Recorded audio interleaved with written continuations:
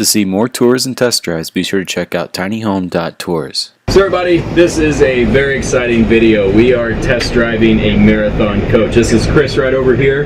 He's going to be talking about the coach and tell you some different features, some different things going on with it. This is the biggest coach I've ever been in test driving, so this is pretty exciting for me.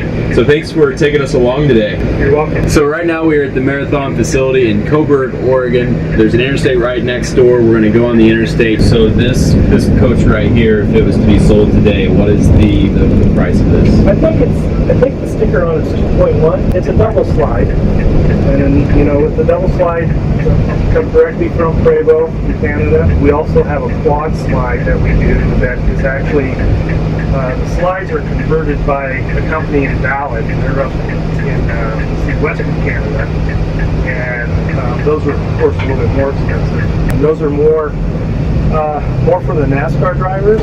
You know, when you're driving down the bus or when you're driving down the interstate and you have you want to get up and get something out of the refrigerator, the four slides are kind of hard to walk through the middle of the bus to walk back there and get anything. And so double slides are more popular with the families. So when you get to a spot and you don't want to put the slides out, you can just go right down the coach. Right. And right now, you know, I've got the generator on. The watts are big enough where you can run everything in this bus off just the generator. And I've got the generator going right now.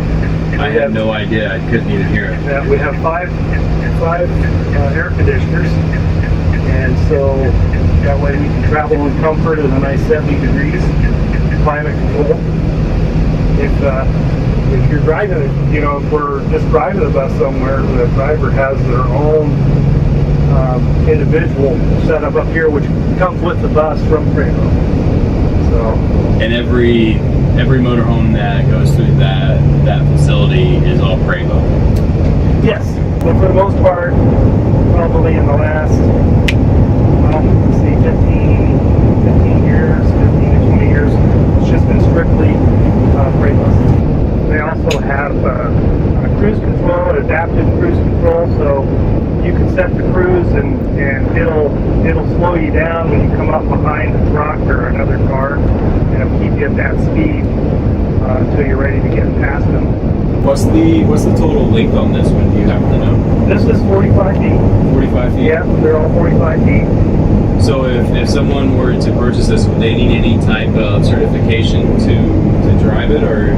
No, that's an interesting story. No, actually, as we're sitting in it right now, it's considered a commercial vehicle, so I have to have a CDL to drive it.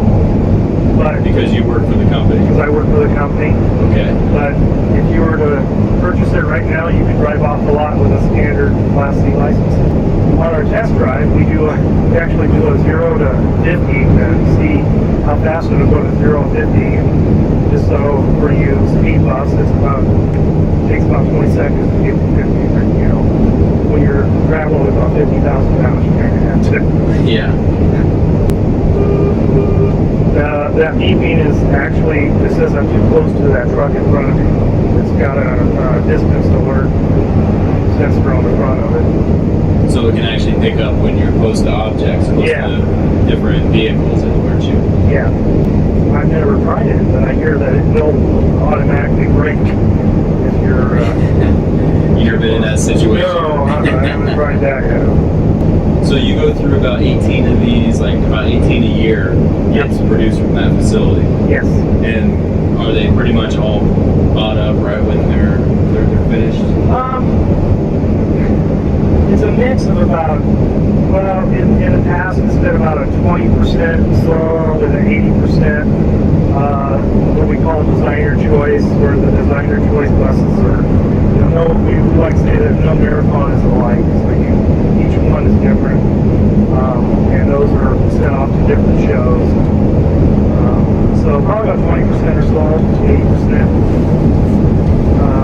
are what we consider for sale. So when the bus arrives, is it like what condition is the Prevost in when it first arrives at your facility? It's primer gray, and it pretty much has a steering wheel and no radio, just a steering wheel and an air conditioner. The rest of it is just an empty shell. Of course, you have your engine and your suspension and all the mechanical aspects of it. Of course, it's very, the computer has got, you know, the computer on it is very high tech and, you know, way beyond me and my expertise as far as all of the technical aspects of it. But and then they do the window configuration for us. We order the shells. Basically, so the windows will be in different areas for us to allow for the floor plan that we want to put down. Bays are pretty much empty, so we do a lot of bracing for like the extra house batteries that we put into the bus. You're going to have 2 banks. You're going to have what you consider the chassis batteries, which run the chassis part of it, and then you also have the house batteries, which run the conversion part of it. So when you order it from Prevost, are the slides already cut into it? Yes, the slides are already done and operational. And when they bring it in, the slides are already. So everything I'm looking at here, everything on this interior, is all custom made by Marathon. Yes, the whole dash area that you're looking at is done in-house through we have our own in-house fiberglass area that actually we created the molds, designed the molds, and all of that is done in-house. Wow. We found that it's cheaper to build our own furniture than to buy it, plus it's better quality. So you just pressed the button there. Was that an engine assist braking? Yeah, it's the retarder. So yeah, it's actually in the transmission. So when you let off the gas, it has different strengths. So it'll, like when you're going down a hill, or just helps you brake without having to use the actual brake. And you have to turn it on every time you turn the engine on. We're going to go back through here. There's just some kind of a back road into some little towns here in Coburg, or little towns of Oregon, north of Coburg. We're going to drive into a little town called Harrisburg. The other reason I wanted to take you up this road is because up here's a couple of curves, and I'm driving, this brand new bus, and these curves we're going to go around them doing about 60. So you can kind of see how well this corners. That's the most amazing part to me in driving these. Yeah, it's a very big vehicle, but they drive so smooth that it's not very, So I'm going to set the cruise on 60, 59. I've seen Dave do this at 65.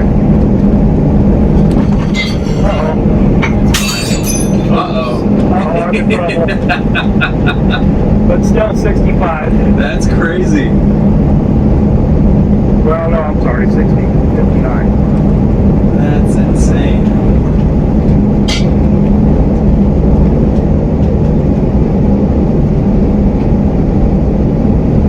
Well, probably get me in trouble on the YouTube, but oh well. That's crazy. I was getting a little nervous there. I'm not gonna lie, that was actually very, very impressive. There's no way that mine could do that, let alone our little tow behind car. Yeah. So what makes it able to take the corners like that? Like how can something this big do that? That's gonna be one that you would have to ask Prevost. It's part of their design in the bus area, the bus conversion. That's one of the reasons that these are so sought out, is because of that particular feature. When you can drive down the road like we're doing right now, and just have that comfort and the handling. But I don't know, it's explained to me somehow they've got something in the center of it that senses the shift. And I don't know. I mean, it's one of those that you have to do a little bit of research to Prevost. Pretty impressive. Yeah, I mean, absolutely. I know these, just even the shell, like that bare shell that comes in, that it's just, you know, no paint, there's nothing on the interior. That's $500,000, $600,000 piece of equipment. The whole shell? Yeah. 500,000, yeah. Yeah, they run over 500,000 for the shell. When you get up to a turn signal, it's got cameras on each side, so the turn signal, it'll act when I turn it left. It'll kick on the turn signal for your left side, so you can see down the side of your bus. This is always the turn that everybody ends up losing their job, because this tree is not a very friendly tree in the summertime. You have to make sure you go way outside. Yeah, so I remember hearing that paint job is for a 3-man crew, it takes 26 days, three weeks for this paint job. Yeah, for 3-man crew. Yeah. And then we do have what they call auto level. I was telling you about the company Valid that does the 4 slides or the quad slides for us. Well, they also provide auto level, which basically at a touch of a button, it automatically levels the bus. Do you happen to know the height of this? Yeah, I do. They're about 12.5 feet. Oh, wow. A little over 12 feet. Yeah. They kind of vary. The H3 is taller.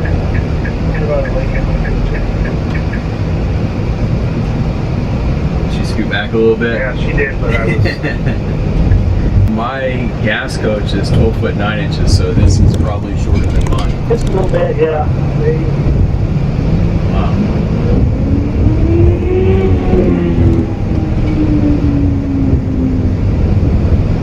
See, I've never seen that before. Motorcycle with the bow on the back. You must be like that guy from Walking Dead. That's exactly what I was thinking. That was literally what popped in my head. I didn't know if you watched the show. This is actually when we get the shells, we take it on a road test. This is actually the route that we do for that first initial road test. And what are you looking for in that initial road test? Basically how the bus drives, making sure that the retarder's working properly. It's an initial check-in. The gauges, we check all the gauges, make sure the gauges are running normal.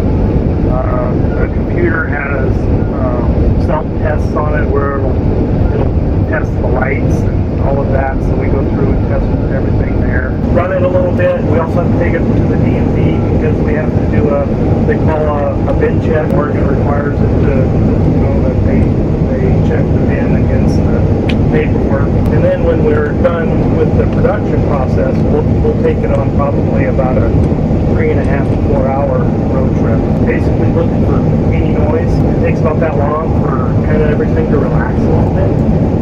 And so that way we can center in on it. Because there's nothing worse than when you drive one of these, you have an annoying little buzz or something. Try that for 8 hours on the road. Yeah, it definitely doesn't make any sense to put all that work and effort into something and then you try and get on the road and something was wrong from the factory. Right, exactly. So, yeah, so we do that. And but this is the little route that we put it on. So it's got some turns and it's got some. So we can try out the features as far as the turning radius. Empty shell turns a lot better than a bigger shell. Just a lot lighter. Yeah, it's lighter. So I did notice a lot of the older Prevosts in the parking lot. Are you seeing this? I know the chassis changed over a year, but it's Prevost over the years. Do they hold up to the 1,000,000 miles, or do they do pretty well? They do. The funny thing is, you'll you'll notice that these, when they come in as as a trade-in, they won't have more than 100,000 miles on the body, because a lot of people are seasonal travelers.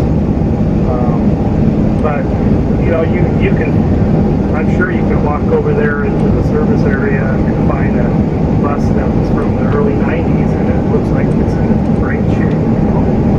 I like to go over there once in a while and look at some of the work that we used to do. Man, I remember doing that.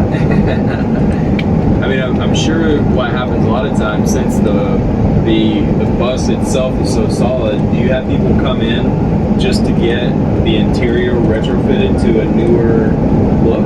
Oh, yeah. Does that happen a lot? Yeah, service does a lot of remodels. In fact, when there was that big slowdown, that's what a lot of, because people, weren't really wanting to spend the money for a new bus. They were spending money on the remodels. So service was a big part of us allowing to continue through that time, was doing remodels. Wood flooring was very popular. A lot of people were converting to wood flooring.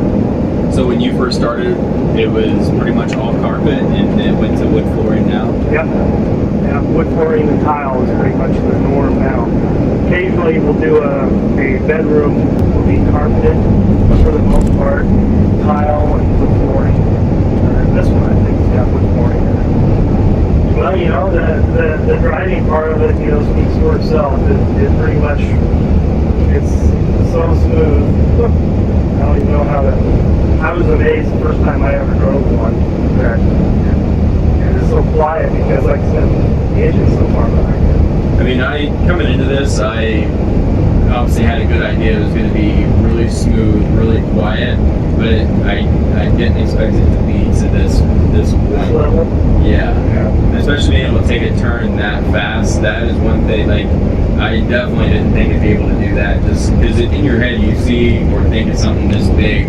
It makes sense, if enough work, enough effort to make it quiet, or to make it smooth, that can be done. But to be able to have all that, plus be able to handle like that, that's pretty impressive. Yeah. They are impressive vehicles. They're very well made.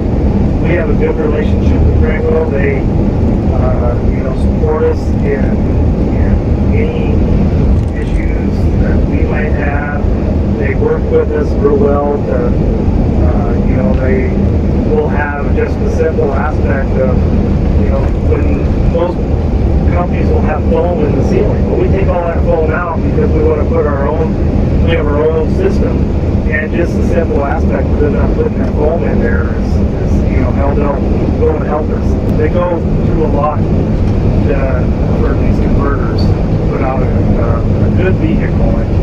And the truth is, their main income or their main sales are the travelers, that you see going down the Greyhounds and all of those. But they do have a niche in this conversion market where they're just top of the line. They really are. Everything on here has a backup to a backup to a backup, which is, all of the buttons have a manual backup. But if you are stranded somewhere and you try to turn over your engine and it doesn't turn over, so your chassis batteries are dead, we have over here a button that says jump start, which will kick over to your house batteries and will literally allow you to use your house batteries to start your engine. And then for some reason, if those are dead, we have a third backup. There's one battery that starts the generator, and it's a standalone battery. And you can go down, and it's continually on a charger through a solar shield up on the roof. And that, if you have two banks that are dead, you can go to that third battery and it'll start your engine. I just happened to take a peek at that generator.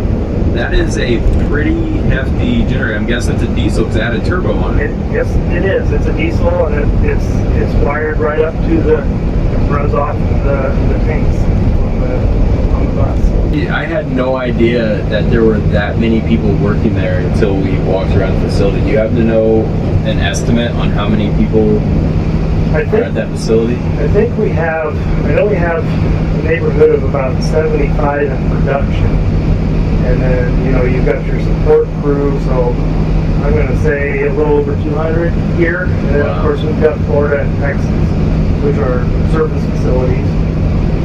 They probably have about 20 each there.